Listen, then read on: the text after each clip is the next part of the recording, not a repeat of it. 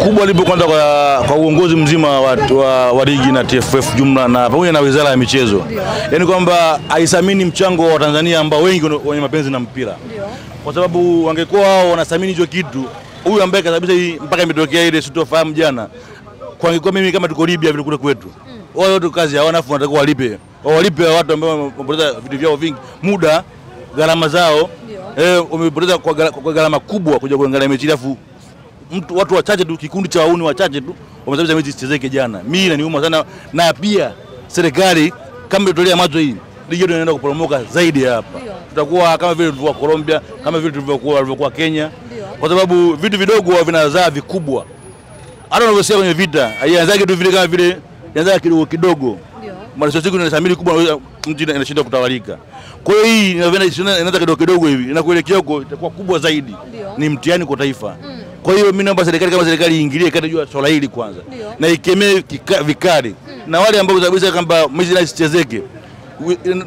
Naomba tuambie kwamba imewachukua hatua gani ili sisi tulizike kama wapenzi wa mpira na wapenzi wa soka na tunaipendea haki nchi yetu kwa swala lote la mpira. Hapo katika hatua, labda wewe kwa upande wako ama kwa maoni yako, ungependa mamlaka husika waanze na nani? Mimi ningependa mamlaka husika waanze na bodi ya ligi wanaosimamia mchezo wa mpira wote. Yaani kwa kifupi hawastahili kuwepo tena mpaka sasa sababu hawitendei haki nafasi yao. Na wapo watu ambao wanatosha kwenye nafasi zile. Yaani mimi kama ninapewa nafasi hiyo, yaani bodi ya ligi yote piga chini wote. Kwa sababu wao ndio sababu chanzo ya matatizo haya ni wao. Kutokuwa na misimamo. Hivi unaweza kusema tu unapigiwa simu mimi sina taarifa kama Simba hajafanya mazoezi hapa kweli? Hivi romazi ya Simba na Yanga kwa dabi muda gani imeweza kutangazwa? Si kama mwezi mzima.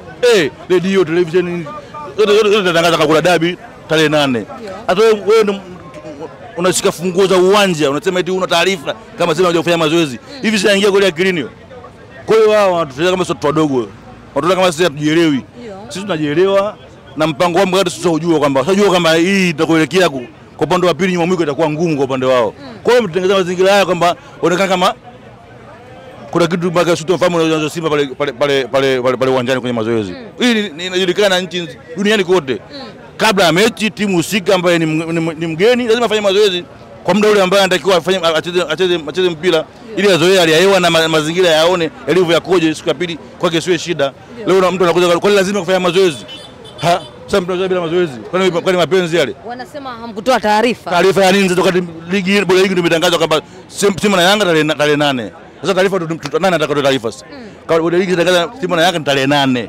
Simba na Yanga tarehe 8. Sasa taarifa nani atakayotoa sasa hapo? Taarifa gani wanazotaka wao? Nani atoe taarifa sasa? Sisi tumeenda tarehe 6 pale kweli. Simba tarehe 8.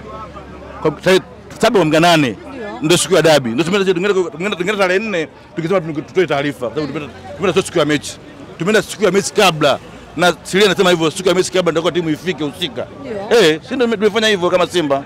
Sasa kwa sababu tulikuwa wapi pale? Na huyo mtu ambaye ana mamlaka makubwa kuliko polisi, kuliko wanajeshi, kuliko mgambo, kuliko watu wote ambao wameshika dola. Anaweza kazuia na polisi wapo, watu wote ulinzi wa usalama wote wapo na wao pia wakazuiliwa na huyo mtu yeye ni komando wa nchi gani mimi nataka kujua kwanza. Maana tunasikia tu makomando ndio wamezuiwa beza Simba isiingie. Au makomando wanatoka Cuba, wanatoka wapi?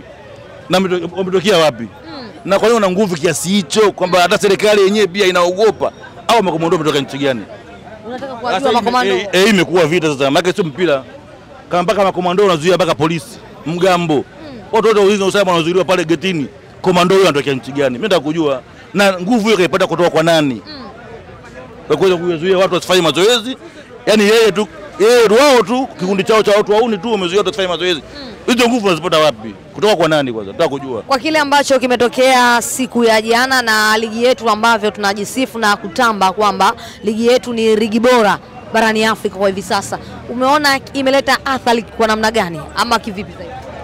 Athari ni kubwa sana kwa sababu hii ligi yetu inatazamwa na nchi nyingi. Nchi nyingi mpaka South Africa wanatazama ligi yetu.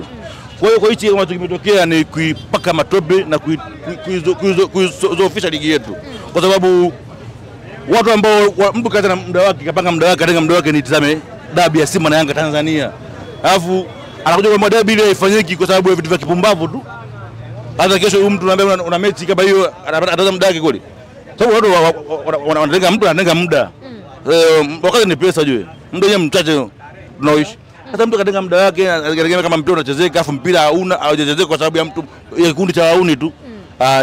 Tumeikosea heshima dabi yetu wenyewe. Yaani sisi kama vile sikia mtu anavunja ndoa yake kwa mikono yake mwenyewe. Yaani sisi tunajaribu dabi yetu kwa sisi wenyewe. Kwa kile ambacho kimetokea, Young Africans wenyewe wanakuambia mchezo wao tayari umeshaisha. Nyinyi Simba mnasubiria tarehe rasmi ya kuchezwa kwa mchezo huu. Kabla ya tarehe kutangazwa, unashauri nini mamlaka husika? Yaani mimi wakati ambapo ukiwasikiliza Young Africans wanakuambia wenyewe tayari washamaliza. Yaani mimi nasemaje kwamba Simba na Yanga ni kama watoto wa mwisho kwenye nchi hii. Sasa mtoto mmoja ukimpendelea au mtoto mmoja ukimnulia nguo siku mwingine ukimnulia nguo siku afu akatoroka nyumbani, ina maana mzembe ni mzazi. Kwa hiyo Simba na Yanga kama watoto wa mwisho kwenye taifa hili. Sasa TFF na bodi ya ligi ni kama wazazi kwenye vilabu vyetu hivi viwili. Sasa mzazi ategemea wewe unaperform vipi kwa watoto wako, una prepare vipi kwa watoto wako. Kama mtoto mmoja unampendelea zaidi, huyu mwingine kama kutoroka nyumbani kwako, unataka ule ni wewe yani. Kwa hiyo kama wazazi wanatakiwa wao watutengenezee mazingira kwamba kuona hii dabi inarudiwa na inachezeka kweli. Kwa sababu Yanga sio mkubwa kwenye TFF, kwenye bodi ya ligi. Yanga ni mtoto tu, ni mtu mdogo tu kwenye bodi ya ligi. Kwa hiyo hawezi kuwa yeye ndio mwenye maamuzi ya mwisho, sio kweli. Wako wote maamuzi ya mwisho. Sisi Simba kama Simba tumetekeleza kile ambacho tunachokiona kiko sahihi kwa upande wetu, tumetekeleza. Na bodi ya ligi nayo ndio itekeleze kile ambacho kiko sahihi kwa upande wao, kitekeleze ili dabi ukipanga tarehe ifanyike. Ili kupoza machungu ya watu ambao wamepata hasara kwa kipindi hichi cha jana. Kwa namna ambavyo unavyotazama ligi kuu Tanzania bara, unaona bingwa wa msimu huu ukiwa ni mwepesi kiasi hicho? Ubingwa ni mgumu sana. Na ugumu wote wao wamiko unajua kama ubingwa safari sio kwao. Kwa hiyo wanatafuta njia za kupitia. Na hizo zote tunatafuta njia za kutokea. Kama hivyo wameforce wanataka pate pointi 3 za bure. Wao ndio wameanzisha fujo pale, wanataka pate pointi 3 za bure. Kwa maana wao washajua kama ubingwa kwao utakuwa mgumu kwenye pitch.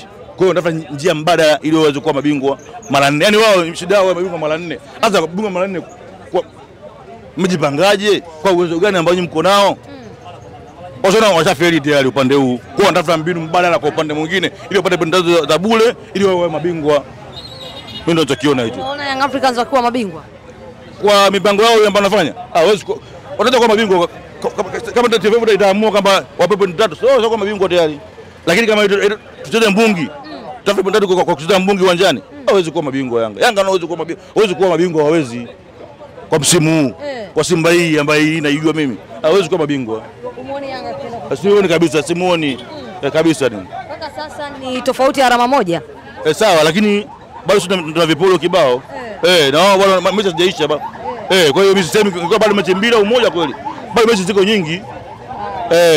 Shukrani sana mwana. Asante sana.